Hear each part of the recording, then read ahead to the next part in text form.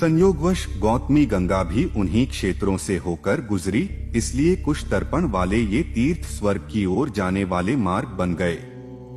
यह कुश तर्पण तीर्थ सभी पापों का नाश करता है और मोक्ष का मार्ग देता है।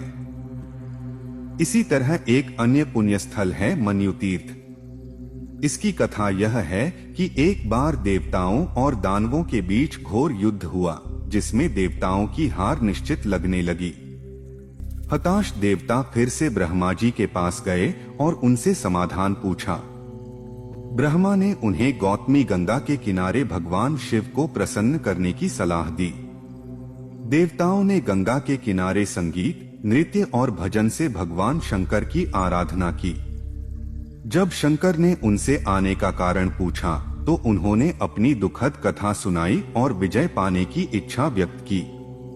तब भगवान शंकर ने अपने मन्यु यानी क्रोध को एक पुरुष रूप में प्रकट किया और उसे देवताओं का सेनापति बनाकर भेजा।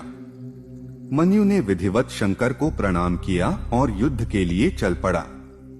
मार्ग में देवताओं ने उसकी शक्ति पर संदेह जताया और प्रमाण मांगा। तभी भगवान शिव के तीसरे नेत्र से निकली अग्नि ने पूरे वातावरण को भय से भर दिया। यह दृश्य देखकर देवता श्रद्धा से नतमस्तक हो गए और मन्यु को अपना सेनापति मान लिया। मन्यु के नेतृत्व में देवताओं ने राक्षसों को पराजित किया। कार्य पूर्ण होने पर मन्यु पुनः भगवान शंकर के मस्तक में समा गया।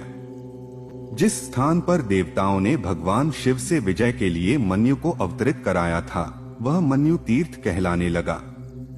यहाँ श्रद्धा से भगवान शिव की आराधना करने से सभी शत्रु शांत हो जाते हैं और साधक को विजय प्राप्त होती है। सूर्यदेव और छाया के पुत्र शनैश्चर और पुत्री विशिष्टा का जन्म हुआ। दुर्भाग्य से उनकी पुत्री का रूप अच्छा नहीं था और उसका स्वभाव भी खराब था। जब वह युवावस्था में पहुंची तो कोई भी योग्य वर उससे विवाह करने को तैयार नहीं हुआ। उसकी शक्ल और व्यवहार देखकर लोग उससे दूरी बना लेते थे। यह देखकर वह बहुत दुखी हो गई और बोली कि अगर कोई पिता समय पर अपनी बेटी का विवाह नहीं करता तो वह दोषी होता है और उसे नरक भोगना पड़ता है। वहीं जो पिता अपनी बेटी का अच्छे से विवाह करता है वह पुण्य का भागी बनता है।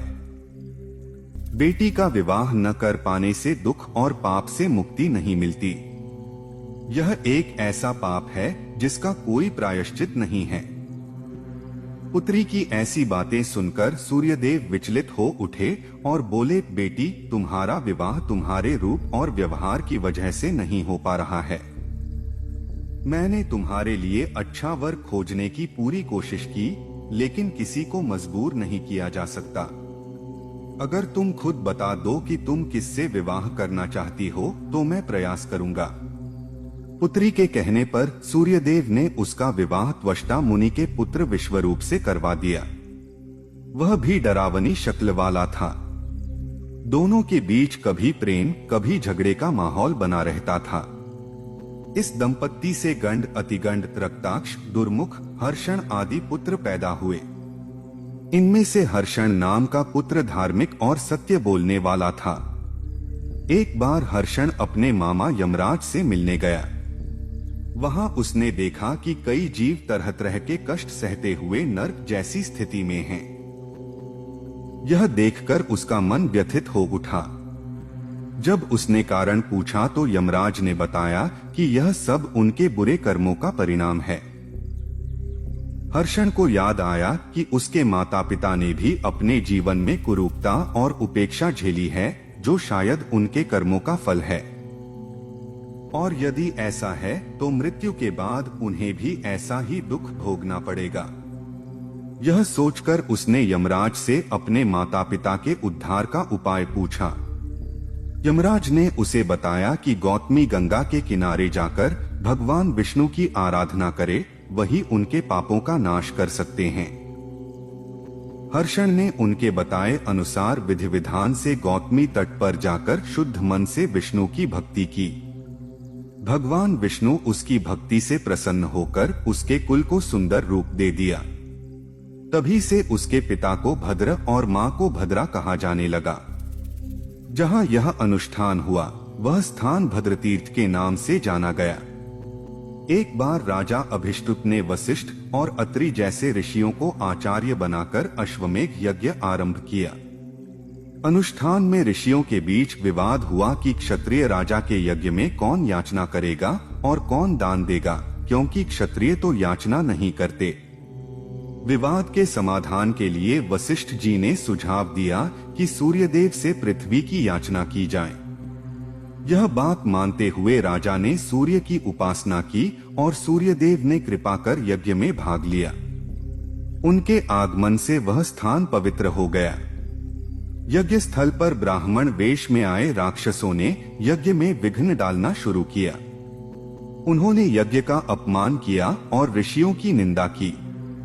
त्वष्टा यह सहन नहीं कर सके और उन्होंने राक्षसों का संहार कर दिया। इसी कारण उस स्थान को त्वष्टा तीर्थ कहा गया। जो राक्षस अश्वमेघ यज्ञ को नष्ट करने में लगे थे उनका यमराज ने विनाश किया, इसलिए यह स्थान यामे तीर्थ भी कहलाया। जब यज्ञ पूर्ण हुआ तो अग्निदेव के माध्यम से सभी देवताओं को उनका यज्ञ भाग प्राप्त हुआ, इसलिए इसे आग्नेय तीर्थ भी कहा गया। स्वयं इंद्र ने वहां आकर राजा को आशीर्वाद दिया। इससे यह स्थल ऐन्द्र तीर्थ के रूप में जाना गया।